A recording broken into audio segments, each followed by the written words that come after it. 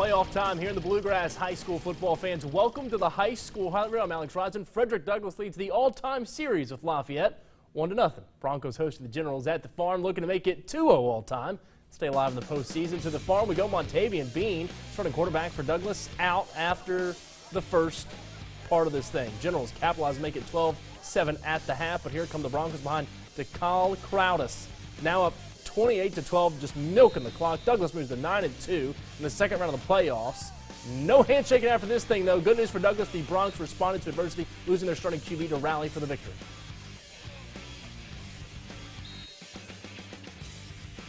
What you got to do your job, and that's what we told them at halftime. We're going to make enough plays to get us back in this game because we're only down 5 at half. Came out, and DeCal took us down there with his legs, and, all we needed was one more score because our defense is playing lights out. How about Bryan Station at Tate's Creek Award Walton Stadium? Deontay White brews up the defenders here, 110 yards and 2 scores in all for White on the night. Doors already at 24-14, looking for more. LaRon Warner delivers. Comes left here on the handoff, cuts back to the right, sees something he likes back on the left side again. Busts up the sideline, straight past the camera, makes a man miss here at the end to finish it off. Warner in for 644 yards and 3 TDs for him. The Creek rolls a 53-14 victory. Doors get Douglass in round 2.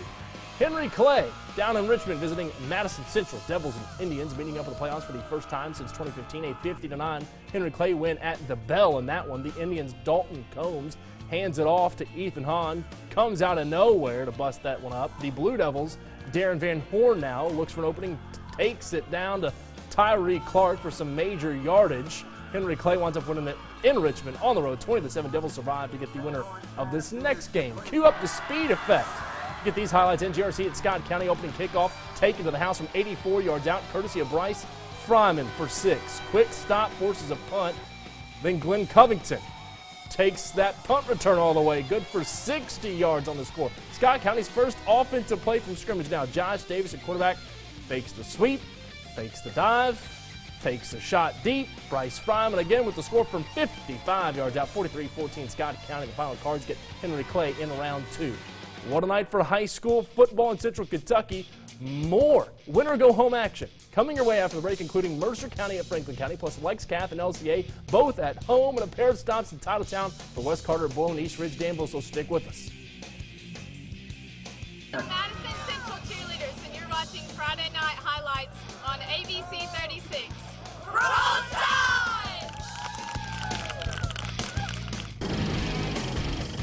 Franklin County started this season with a 24-20 win over Western Hills, then lost the following week, then one after that, then lost, and repeated that same sequence throughout the regular season. The Flyers were hosting Mercer County tonight in the playoffs. Not good news for those who see patterns and are cheering for the home team in this one because they won their last game. Titans march right down the field and add to their lead as Gunnar Gillis fakes the toss, keeps himself with the goal line TD on the ensuing kickoff. Trey Simmons for the Flyers, taking this one on the run, quickly finds the crease, cuts against the grain, scoots the rest of the way, in for 6 for the answer. The Flyers would convert the 2-point try, so it's 27-24 Titans. Late in the fourth, Franklin County a chance to tie or take the lead. Mercer ends the hope of that with the pick. Titans ice the game, 27-24, the final over the Flyers. Bath County in Lexington to take on Catholic. Wildcats up 14-7 on Knights, but Damian Jones punches it in, plus the PAT to tie things up, but here comes Bath County. Johnny Point and the boys. Wildcats tough to defend when they're on their game. Landon Swartz takes it up the far side for 6, but Catholic able to answer the call every time they need to tonight. Damian Jones once more hits the hole, finds the field wide open, gets hung up for a moment here at the 20. No matter though, 248 yards, rushing, 6 TDs from Jones, 49-39 Knights. Garrett County top swimming, so Lexcath gets the Golden Lions next week. It's a Titletown now for West Carter. The Comets taking on Boyle County. Running clock already in effect in this thing tonight. The Rebels, Sam Tiller with the handoff to Blake Biggs. Making a hole. Taking out some defenders along the way.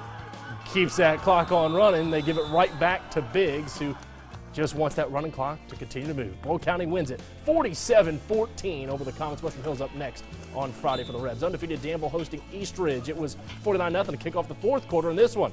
Isaiah Miller runs around the backfield. No one can keep up with him. He finally decides, I'm just going to take this thing in for 6 more. 57-16 adds. Danville gets Somerset next Friday.